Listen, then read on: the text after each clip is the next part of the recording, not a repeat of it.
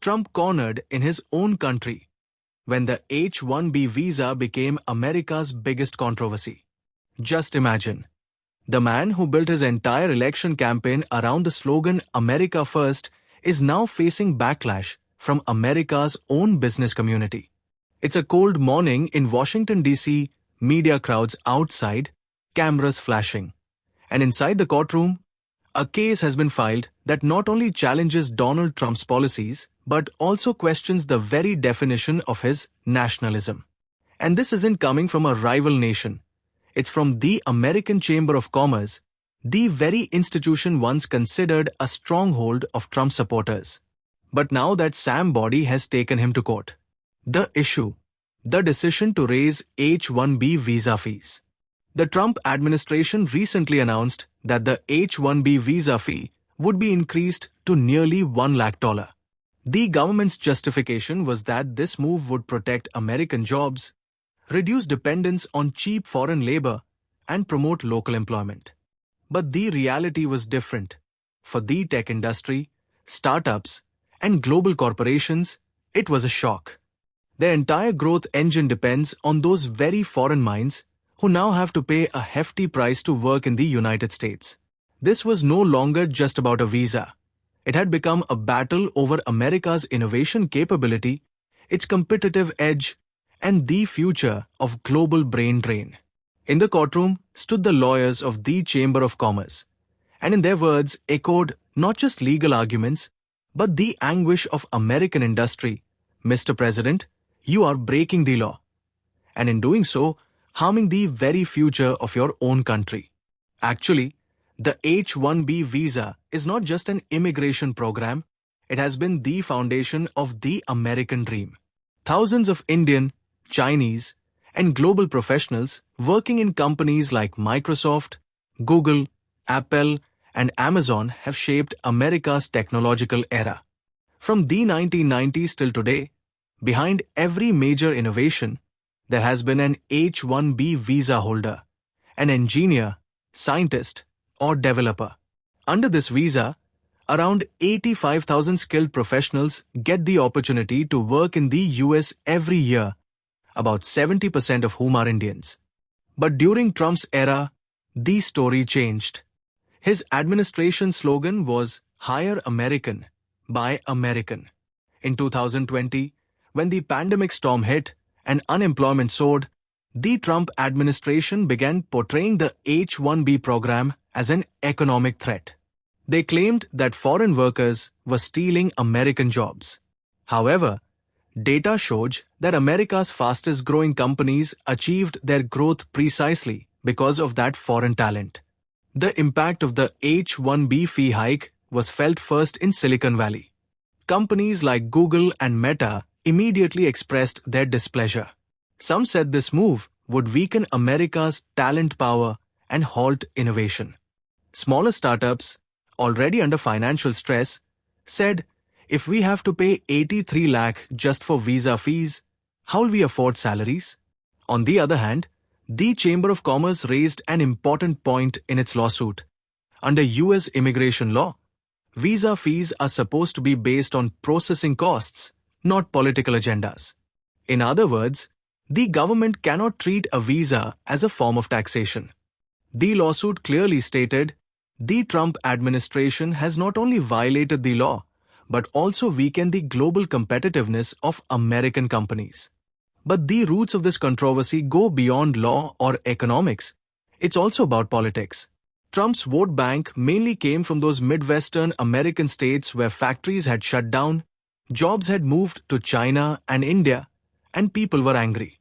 For Trump, the H-1B issue was not just a policy, it was a political weapon. He presented it under the banner of American Workers First to show that he was fighting for his own citizens. However, the opposition's argument was also valid. For example, if a Google project fails to launch next year because its developers from India can't reach the US, the loss isn't just Google's, it's America's GDP that suffers. Every product, every code, every innovation from Silicon Valley is connected, somewhere or somehow, to a foreign mind. This decision had a major impact in India as well. Every year, millions of young Indians apply for the H-1B visa. For students from India's top colleges, IITs, BITS, and NITS, it's a dream to one day work for a tech company in the United States. But when the news broke that the visa fee would now be 83 lakh, that dream suddenly became too expensive for many. For Indian tech professionals already living in the US, the news came as a shock. A software engineer working in Silicon Valley said, "We are the people who have contributed to America's growth. But now we are being made to feel like we're a burden." The Trump administration argued that the decision was not against foreign employees, but against companies that exploit cheap labor. They said, American companies should hire American workers, not import cheaper engineers from abroad. But the real question was, does America have enough skilled workers to handle Google or Amazon's global standard projects? The answer was no. That's why several economists warned that if this policy pressure on H-1B visas continued, companies would be forced to move their offices out of the US. Countries like India, Singapore, and Dubai are already emerging as new tech hubs. In other words, this policy could turn "Make America Great Again" into "Move America Out." In Washington's political corridors, this controversy sparked divided reactions. Democrats said, by targeting foreign workers, the Trump administration is actually harming the US economy. Even some Republican leaders began disagreeing with the decision, because the companies in their own states also depended heavily on foreign engineers. This entire episode sparked a deep debate in America. Are foreign talents truly a threat to American jobs, or are they the real strength of America? If we look at history, America has always been a nation built by immigrants. The top CEOs of Silicon Valley, Sundar Pichai, Google, Satya Nadella, Microsoft, Arvind Krishna, IBM, Parag Agrawal, Twitter, all have been H-1B visa holders. This clearly showed that America's global strength was built by those who were once called outsiders. But now that very system seems trapped in the wall of Trump's nationalism. The lawsuit in court isn't just about fees, it's about philosophy. Will America become great by closing its borders, or by keeping its mind open? On the other hand, the Indian government also kept a close watch. The Ministry of External Affairs stated that this decision would affect Indian professionals and could disrupt the flow of talent between the two nations. Indians play a huge role in the US tech sector, and if these visas stop, American companies will have to slow down their projects.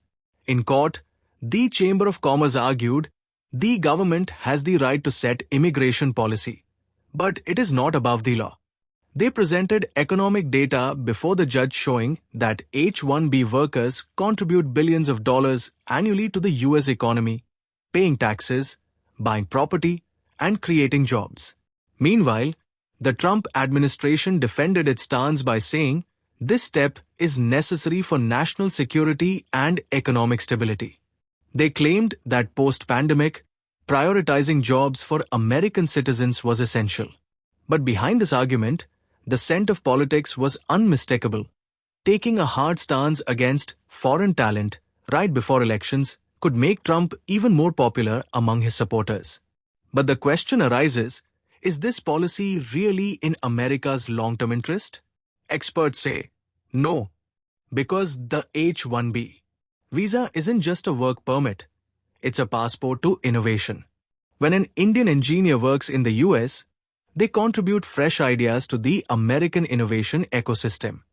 Their earnings are paid back as taxes, and their knowledge turns into new products. It is because of H-1B visa holders that the American tech sector has created nearly $5 trillion in value since the 1990s.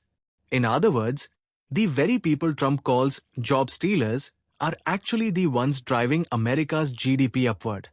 The court case is still ongoing, but its impact is being felt across the global talent network. Thousands of young professionals from India, China, and the Philippines are now turning toward countries like Canada, Germany, and Australia, where policies are stable and welcoming. Canada even launched a new program recently that allows H-1B holders to work there without a visa interview. In short, the talent leaving the US is now becoming an asset for its neighboring country. Some American industry leaders even warned, if we block foreign talent, Silicon Valley will one day become a ghost valley. Trump's decision has shaken the roots of the American dream. Because it was the H-1B system that kept that dream alive, the belief that with hard work and skill, anyone from any corner of the world could succeed in America. Today, the case continues in court. Outside, protesters have gathered, some supporting Trump, others opposing him. One banner reads, H-1B is not a threat, it's a strength. And perhaps that single line sums up the entire story.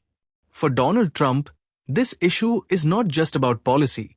It's a symbolic battle between his ideology of America first and the world's evolving vision of world together. Now the questions remain.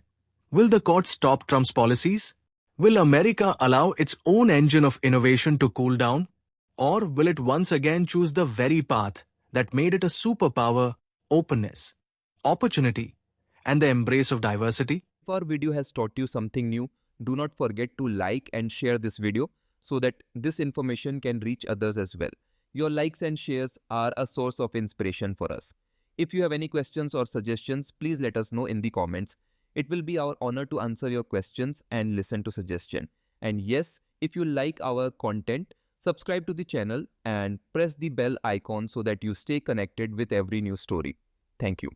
GRT Business YouTube channel sources, news from various news agencies, opinion polls and other public sources. We try to ensure that every report and summary is accurate and verified, but we are not responsible for any dispute or error. Our aim is only to provide you with accurate information.